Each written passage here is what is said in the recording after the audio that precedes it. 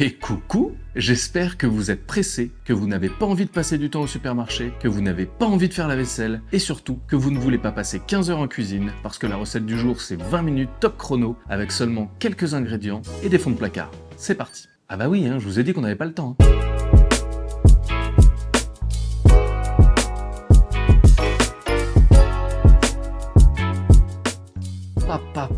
C'est merveilleux. C'est vraiment le genre de recette que je me fais très souvent à la maison. On met tout dans la même casserole, tout cuit en même temps, et le résultat final est super gourmand, plein de saveurs et très réconfortant. Aujourd'hui, je fais la recette avec du chou-fleur et quelques épinards, mais une fois que vous avez compris la mécanique, on peut le décliner à l'infini. Champignons, poulet, tomates, carottes, petits pois, bref, faites-vous plaisir. Nous allons utiliser des risoni, ce sont des toutes petites pâtes en forme de langue d'oiseau. C'est la forme idéale pour ce genre de plat et pour obtenir un rendu onctueux, mais cela fonctionne très bien avec d'autres petites pastas. Je sais que vous aimez beaucoup ce genre de recette express, donc n'hésitez pas à vous abonner pour ne pas louper les prochaines, on va en faire beaucoup plus régulièrement. Assez bavardé, je vous rappelle qu'on est pressé, il faut que ça turbine, on part en cuisine.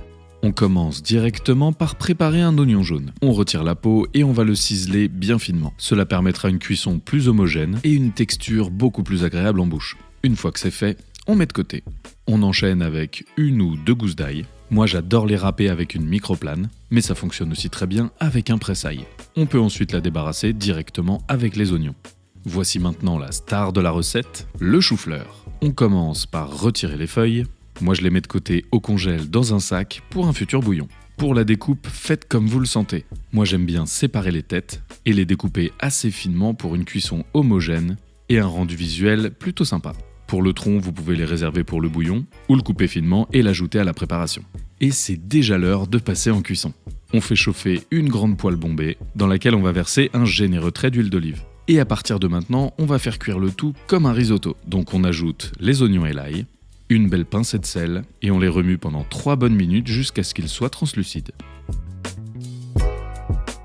Quand il commence à être fondant, on va pouvoir ajouter le chou-fleur. Idem, on le fait cuire quelques minutes mais sans coloration. C'est l'heure d'ajouter les risoni, ou orzo ou langue d'oiseau, comme vous voulez, et on mélange à sec pendant une petite minute. On vient déglacer tout ça avec un verre de vin blanc et on mélange jusqu'à ce qu'il soit totalement évaporé. Lorsque vous pouvez voir le fond de la casserole comme ça, vous pouvez commencer à ajouter le bouillon de légumes. Toujours comme un risotto, on va l'ajouter en plusieurs fois. Vous pouvez être un peu généreux sur le premier versage. On mélange très régulièrement pour éviter que ça accroche, car on va devoir cuire le tout à un feu plutôt soutenu. Quand vous voyez que le bouillon commence à être absorbé, on peut en remettre une petite fournée. Et surtout, on ne s'arrête pas de mélanger. On veut une cuisson homogène sur chacun des ingrédients. Au bout de 8 minutes, on peut ajouter une grosse poignée d'épinards frais et on les intègre au reste de la préparation. On continue d'ajouter un peu de bouillon pendant les 4 dernières minutes de cuisson.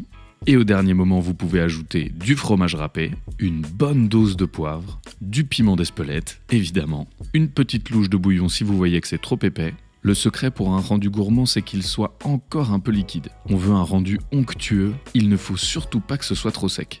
On dresse le tout dans une belle assiette, un petit filet d'huile d'olive, quelques crac-crac de poivre et de la fleur de sel, un déluge de fromage pour les petits gourmands, et pour finir, un peu de piment d'Espelette. Oh waouh!